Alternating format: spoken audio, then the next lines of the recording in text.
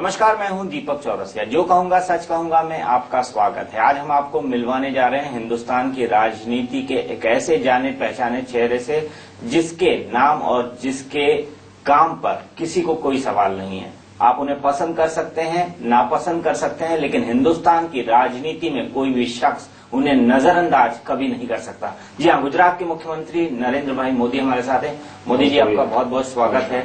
हमारे कार्यक्रम का फॉर्मेट है, हम सबसे शपथ दिलवाते हैं, हम भी शपथ लेते हैं कि हम जो कहेंगे सच कहेंगे।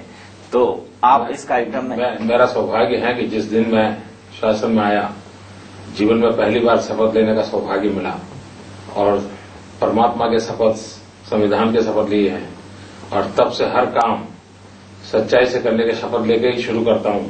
तो आज का काम भी शपथ लेकर के करने में मुझे आनंद आता है। चलिए, बहुत अच्छा।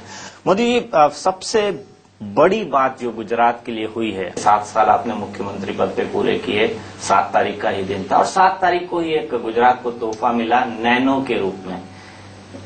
क्या था कि मतलब रतन टाटा को लेफ्ट से लेकर राइट में आना, तो ये ट्रांजिशन कैसे कराया आपने? उसमें तो मुझे समझ नहीं है कि कोई मेरा उसमें कोई रोल है, लेकिन गुजरात इन दिनों पूंजी निवेश के लिए एक डेस्टिनेशन बना हुआ है इन्वेस्टमेंट के लिए, और उसका मूल कारण है good governance, infrastructure, proactive government and government as a team. यहां मुख्यमंत्री हो, ब्यूरोक्रेट हो, सारे लोग एक टीम बनकर के काम करते हैं। ये जब कोई भी बात आती है तो किसी को भी इन्फ्लुएंस करती है। और दूसरी सबसे बड़ा फायदा, कोई भी इन्वेस्टर होता है उसको पॉलिसी में क्लैरिटी चाहिए, उसको पॉलिटिकल स्टेबिलिटी चाहिए। गुजरात इज स्टेट जहां पॉलिसी ड्रिवन स्टेट है, हमारी हर चीज की नीतियां हैं और उसके कारण ग्रे एरिया नहीं है। वो निर्णय कर सकते हैं, हाँ यहां जाएंगे तो ये होगा, यहां जाएंगे तो नहीं होगा। और मेरा सपना है कि दुनिया की स्मॉलेस्ट कार फास्टेस्ट पीरियड में वो प्रोजेक्ट कैसे बने, उस सपने को लेकर के हमारी सरकार अब काम में लगी। नरेंद्र भाई, एक बहुत दिलचस्प प्रेस कॉन्फ्रेंस हुई थी रतन टाटा का। उन्होंने बताया था पॉलिटिक्स के बैड एम और गुड एम में कितना अंतर है।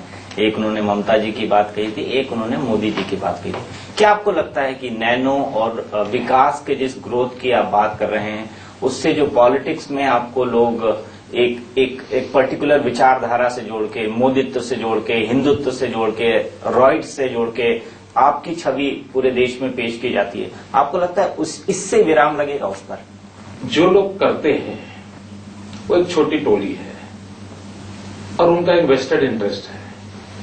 इसलिए यहां नैनो आए या पूरा नासा का यूनिट यहां लग जाए, पूरे ग्लोबल वार्मिंग की लड़ाई का हेडक्वार्टर यहां बन जाए, दुनिया की फाइनेंशियल एक्टिविटी का हेडक्वार्टर यहां बन जाए, तो भी उनकी रोजी रोटी के लिए उनको मोदी को गाली देनी ही पड़ेगी। तो वो जो मित्र लोग कर रहे हैं वो तो यही करेंगे और करते रहेंगे। उससे आपको फर्क नहीं पड़ता? उससे आपको नहीं लगता आपकी पैन नेशनल जो है उसको वो टेंट होती है? देखिए, उससे मेरा नुकसान फायदा ये एक अलग विषय है, लेकिन अगर मुझे मेरे गुजरात के लिए अपने आप को समय देना है तो मैं इन चीजों पर अपना मन लगाता नहीं हूं। अब मैं समय लगा करके क्या करूंगा? उसके बजाय चलो भाई, लोकतंत्र है, वो अपना अधिकार का मजा लेते हैं। और दूसरा, मुझे लगता है कि उसके कभी कभी कहीं अवार्ड मिल जाते हैं उनको, भारत सरकार भी कोई अवार्ड दे देती है ऐसे लोगों को, तो अच्छा है, उनका बेचारों का काम चलता है, तो मैं उनके भी काम आया और जो अच्छा करता उनके भी काम आ गया। नानावटी रिपोर्ट की बात करें, उसके लिए कहा जा रहा है स्टेट ने मैनेज करी पूरी रिपोर्ट, क्योंकि रिपोर्ट वही कहती है जो बीजेपी कहती आई है या राज्य सरकार का जो उस वक्त एफआईआर हुई थी उसका वर्जन है।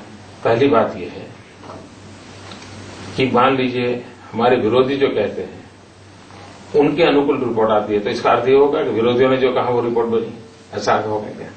तो ये तो तर्क नहीं है। हम सत्य बोलते थे, लेकिन हम सत्य बोलते थे, उसको स्वीकार न कोई करे वो तो मैं मानता हूं कि चलो हम लोग सरकार में हम बोलते हैं, लेकिन कमीशन ये हम नहीं है और ये कमीशन हमने नहीं बनाया है। राज्य सरकार ने संविधान के तहत कमीशन की घोषणा की, हम जांच करवाएंगे। उसके बाद मेरी सरकार ने सुप्रीम कोर्ट को चिट्ठी लिखी है, हाई कोर्ट को चिट्ठी लिखी है और मैंने रिक्वेस्ट की थी कि हम चाहते एक सिटिंग जज इसका जांच करे।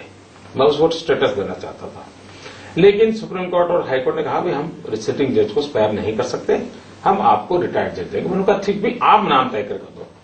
और दोनों जज उसके नामों का सिलेक्शन भारत की सुप्रीम कोर्ट ने किया है, गुजरात की हाई कोर्ट ने किया है। हमें जो एक एक नाम दिया गया वो एक नाम हाई कोर्ट से, एक नाम से सुप्रीम कोर्ट से, 2 का कमीशन बना। उस कमीशन ने 6 साल तक काम किया है।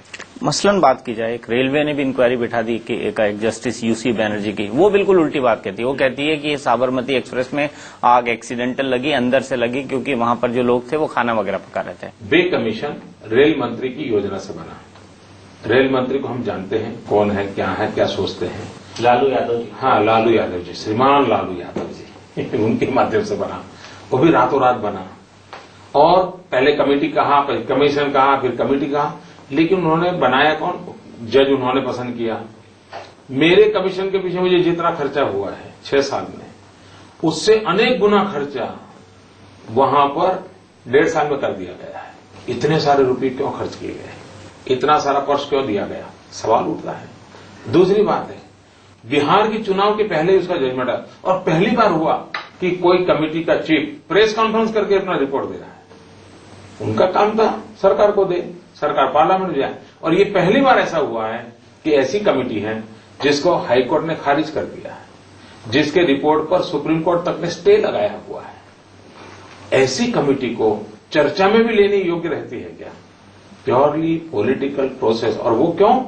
सिर्फ गोधरा के गुनहगारों को बचाने का जो दिल्ली के द्वारा प्रयास चल रहा है उसी का एक हिस्सा है। इतना ही नहीं, और भी एक प्रयास किया दिल्ली ने गोधरा के गुनहगारों को बचाने के लिए। उन्होंने पोटा के अंदर से इस केस को बाहर निकाला, पोटा के कानून से। पोटा रिव्यू कमेटी बदल दी और नवी रिव्यू कमेटी बनाई, और उसके माध्यम से उनको पोटा से बाहर निकाल करके, यानी गुनहगारों को बचाने के लिए जो काम अफजल गुरु के लिए हो रहा है, वही काम गोधरा के गुनहगारों के लिए हो रहा है। तो ये तौर तरीके सरकार में बैठे हुए लोगों के माध्यम से होते हैं, तब जाकर के देश के लिए आशंका पैदा होती है। हाल ही में कोंडलीसा राइस एल.के. आडवाणी जी से मिली थी। आप यूएस का वीजा मांगते नहीं, उनकी तरफ से क्लैरिफिकेशन आ जाता है कि हमने नरेंद्र मोदी को वीजा नहीं देंगे, या देंगे तो देखेंगे, हमारे यहाँ फिर से प्रोसेस होगा। क्या वाकई में आप यूएस जाने का सोच रहे हैं? और आपको आडवाणी जी का जो इंटरवेंशन था कोंडलीसा राइस के साथ, कि एक चुने हुए जनप्रतिनिधि को, जो आप अपने आप को बड़ी डेमोक्रेसी कहती है अमेरिका, वीजा नहीं दे रहे, ये गलत है? देखिए, आडवाणी जी ने जो मुद्दा उठाया था वो वीजा देना या न देना वो नहीं था। आडवाणी जी का मुद्दा ये है कि भाई वीजा कोई आदमी मांगता नहीं है, फिर भी आप बयानबाजी बंद करके अपने यहां लोकल पॉलिटिक्स में उपयोग क्यों कर रहे हो। और मैं भी हैरान हूं, क्या मोदी ऐसी बड़ी हस्ती हो गई है कि अमेरिका के अगले चुनाव के लिए उनको काम आ रहा है? मेरे सरप्राइज है। कभी कभी मुझे लगता है शायद जैसे हिंदुस्तान में कुछ लोगों की रोजी रोटी चलती है मेरे कारण, शायद अमेरिका में भी एक छोटी टोली बन गई है जिनकी रोजी रोटी हो सकता है मेरे कारण चलती हो, मुझे मालूम नहीं है। तो मेरे लिए तो ये आभार की मुद्दा है। मैं अमेरिका का आभारी हूं, को ऐसा ही करते रहे, जीवन भर ऐसा करते रहे।